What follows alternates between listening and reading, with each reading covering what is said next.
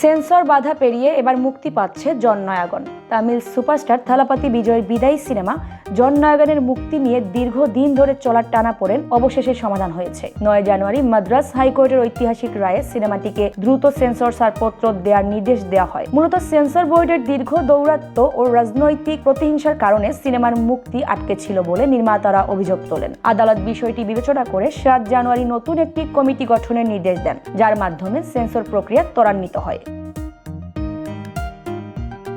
মূলত বিজয়ের আসন্ন রাজনৈতিক ক্যারিয়ার এবং তামিলনাড়ুর নির্বাচনে তার প্রভাব রাখতে বিজেপি নেতৃত্বাধীন ব্যবস্থার মাধ্যমে সিনেমাটি আটকে রাখার চেষ্টা করা হয়েছিল বলে অভিযোগ উঠেছে। তবে তামিল চলচ্চিত্র জগতের নামিদামি তারকারা এবং ভক্তরা রাজপথে নেমে সমর্থন জানায়, যার প্রভাব পড়ে আইনি লড়াইয়ে বিজয়ের পক্ষেই রায় আসে। আদালতের সবুজ সংকেত পেলেও আজ সিনেমাটি মুক্তি পাচ্ছে না। নির্মাতারা জানিয়েছেন, হাতে সেন্সর সার্টিফিকেট পাওয়ার পর আনুষ্ঠানিক মুক্তির নতুন তারিখ ঘোষণা করা হবে। ধারণা করা হচ্ছে কয়েকদিনের মধ্যে দর্শকরা বড় পর্দায় শেষবারের মতো নিজের প্রিয় থালাপতিকে দেখতে পাবেন।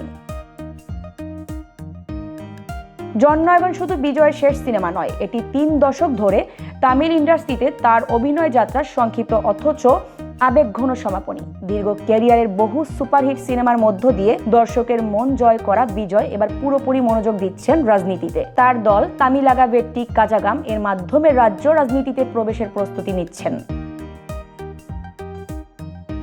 সিনেমার মুক্তি কেবল একটি চলচ্চিত্রের ইভেন্ট নয়, এটি থালাপতি বিজয়ের চলচ্চিত্র যাত্রার শেষ অধ্যায় এবং রাজনীতিতে নতুন অধ্যায়ের সূচনা। ভক্তদের জন্য এটি আবেগঘন বিদায়ের প্রতীক, যা কয়েকদিনের মধ্যে বড় পর্দায় দেখতে পাবেন অনুরাগীরা। সেন্সর বাধা কাটিয়ে আজ জননায়গনের মুক্তি যেন তামিল চলচ্চিত্র জগতে একটি নতুন উদ্দীপনার বাতাস নিয়ে এসেছে।